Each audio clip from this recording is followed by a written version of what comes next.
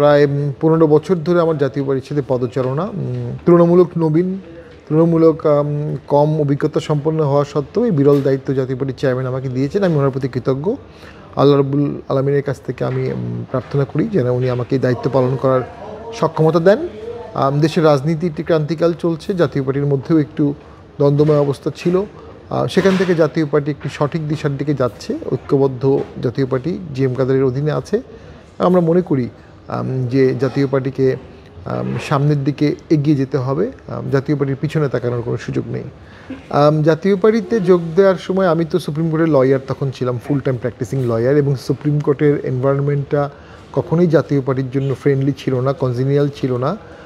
মূলত আমার এলাকার লোকজনই আমাকে জাতীয় পার্টি করতে উদ্বুদ্ধ করেন সকল দলের, এবং এরশাদ স্যারের সাথে আমি দেখা করি, তখন এরশাদ স্যার আমাকে প্রচণ্ড সাগ্রহে আমাকে ওয়েলকাম করেন এবং পরবর্তীতে আমাকে মনোনয়ন দেন, কেন্দ্রীয় সদস্য করেন জাতীয় পার্টির।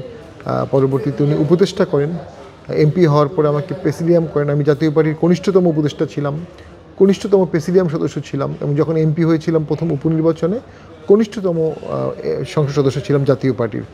এবং আমাকে 13 সালে উনি মনোনয়ন দেন, 17 সালের উপনির্বাচনে মনোনয়ন দেন, 18 সালের উপনির্বাচনে মনোনয়ন দেন, 18 সালের জাতীয় নির্বাচনে মনোনয়ন দেন, এবং পরবর্তীতে ওনার ভাই জিএম কাদের আমাকে 24 সালেও মনোনয়ন দেন। তো 5 বার আমি মনোনয়ন পাই জাতীয় পার্টি থেকে। তো এরশাদ স্যার এবং তার ভাই এবং তার ওয়াইফ রওশন এরশাদ, তিনজনই আমাকে অত্যন্ত কোনো একটি অজানা কারণে স্নেহ করতেন, অনেক আস্থা ছিলেন আমাদের প্রতি, ওনাদের অনেক গোপন বিষয় আমার সাথে শেয়ার করতেন এবং উৎসাহিত করতেন আমাকে। তো মহাসচিব হব এটা কখনো আমি চিন্তা করিনি আসলে। তবে রাজনীতিতে যখন আমি কনসিস্টেন্টলি এরশাদ পরিবারের প্রতি অনুগত ছিলাম এবং জিএম কাদেরের প্রতি অনুগত ছিলাম, সেক্ষেত্রে আমার মনে হয় বিশ্বস্ততার ফলস্বরূপ মহাসচিব পদটি আমার কাছে এসেছে। না, অবশ্যই আমার এলাকায় আমার আত্মীয় স্বজনরা সকলেই খুব আনন্দিত। সুন্দরগঞ্জের থেকে যেখানে আমার নির্বাচনী আসন, সেখান থেকে কোনো পার্টিতে কেউ কেন্দ্রীয় সদস্য এর আগে হয়নি, শুধু জাতীয় পার্টিতে এর আগের এমপি ওয়াহিদুজ্জামান সরকার বাদশাহ, উনি জাতীয় পার্টিতে যুগ্ম মহাসচিব ছিলেন।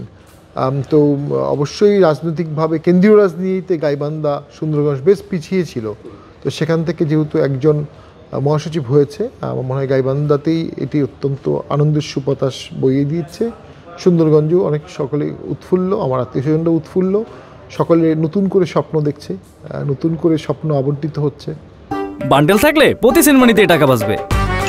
বিকাশ সেনমানি বান্ডেল কিনে জিতুন প্রতি লেনদেনে।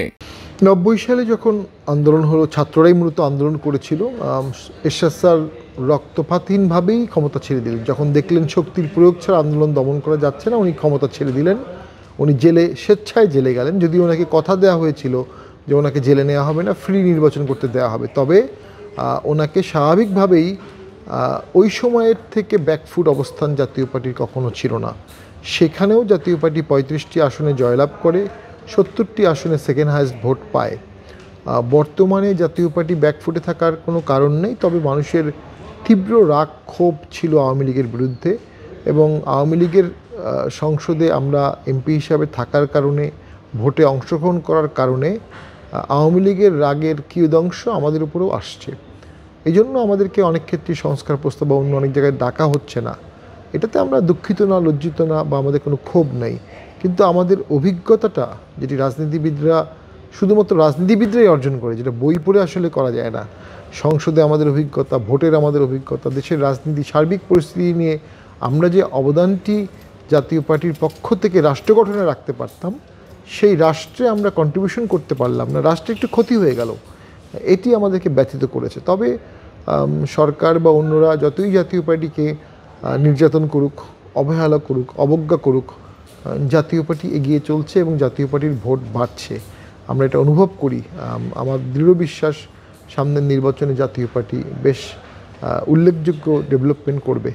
শুরু হয়েছে Standard Charter Channel I Agro অ্যাওয়ার্ডের 10ম আয়োজনের মনোনয়ন গ্রহণ।